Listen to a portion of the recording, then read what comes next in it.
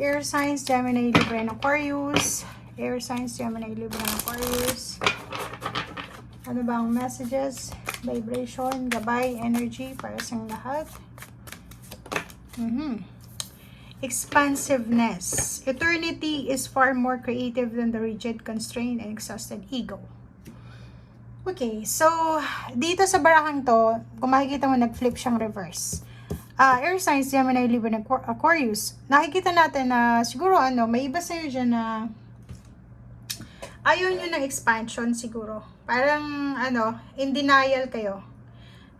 Mayroong mga ganun, diba? Na may mga ino-offer ang universe ng expansion. Like yung iba, kung makaresonate ka. Pero may iba na like binibigyan ng blessings ng universe, ng Panginoon na magkaanak. Tapos may mag-asawa, mag-live-in partner na ayaw nila. So, in denial, diba? Parang dinideny natin yung expansion. Work, ganun din. May iba na ino-offer ng work, or yung iba ay ino-offer ng additional na task or responsibilities, and ayaw ng iba. Parang ganun. So, if ever na ikaw yon na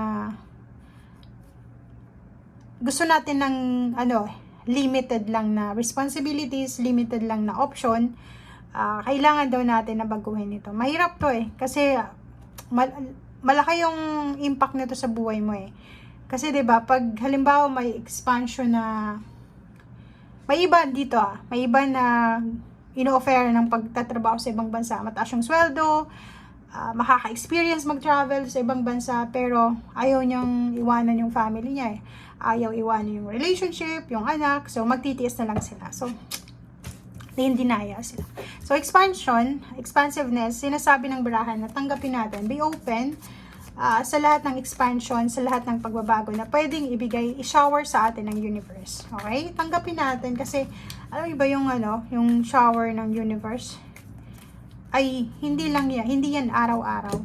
'Di ba? So, kasi maraming tao tayo dito sa mundo, kailangan na bigyan ng Panginoon yung lahat ng tao ng blessings. Hindi lang naman tayo ang mahal ng Diyos, 'di ba?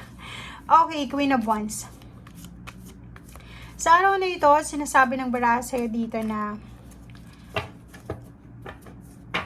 kailangan nating maging mas masipag, kailangan natin ng focus, ng passion, kailangan natin ng direction sa kung ano man itong gusto nating marating sa buhay or gagawin sa buhay.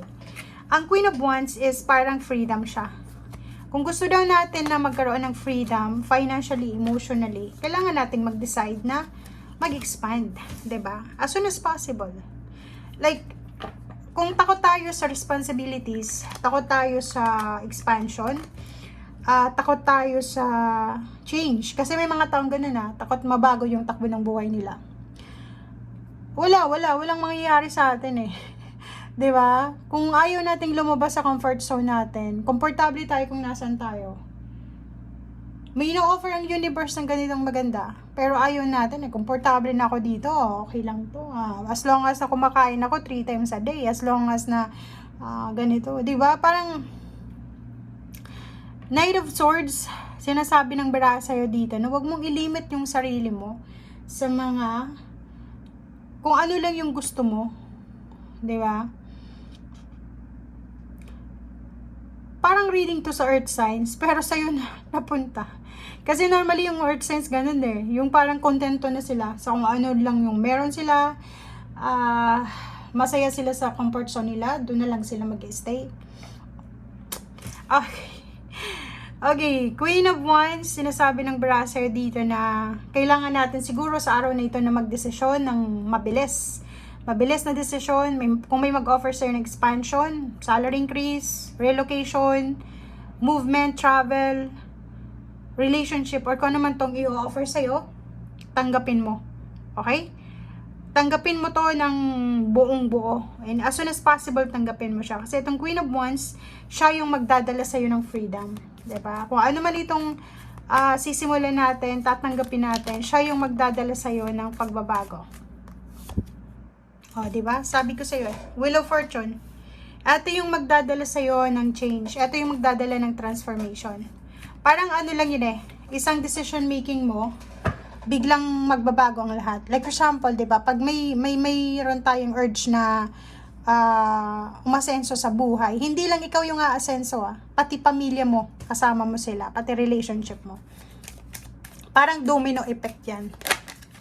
Okay, Page of Wands. So, yun, future. Nakikita natin dito na maganda ang future na paparating sa'yo. Kung makakapag-desisyon ka sa araw na ito na baguhin, kung ano yung dapat baguhin, simulan ang dapat simulan. King of Swords, focus. Kailangan mo ng sobrang focus ngayon. Makinig ka sa sinasabi ng intuition. Wag na wag mong isusuko yung pangarap mo. Wag na wag mong isusuko yan. And the Tower, sinasabi ng baraha na wag tayong tatamarin. Kailangan still palagi tayong active, palagi tayong passionate, palagi tayong creative. May iba sa iyo ditong makakaramdam ng pagod, which is normal kasi 'di ba tao ka lang. Kung pagod ka, magpahinga ka sa araw na ito. Okay, So, may iba sa inyo dito na pagod na sila sa paghihintay sa pera. Pagod na silang maghintay sa kung kailan sila aasenso sa buhay. Pero may iba naman dito na pagod na sa paghihintay pero natatakot sila na tanggapin yung expansion. Like, pagod na sila sa pagtitiis, sa kahirapan, sa relationship, sa financial, pero takot silang tanggapin kung ano yung ino-offer ng universe. Diba? So, kailangan natin na lakasan ng loob natin. Meron ditong pagkakataon na ibibigay ang universe sa'yo para maging masaya ka. Merong ibibigay sa'yo ang universe na posibleng partnership or collaboration, relationship, kasal, commitment, or kung ano man siya. Hinihintay ka lang naghihintay lang sa'yo ng go signal ang universe. Hindi ikaw yan ibang tao yan. Parang, yun, siguro may gustong makipagkaibigan sa'yo, may gustong makipagpartner sa'yo, makipag-teamwork sa'yo, pero nakikita nila na, si Earth Signs, parang ano siya, hindi siya masyadong, anong tawag dito?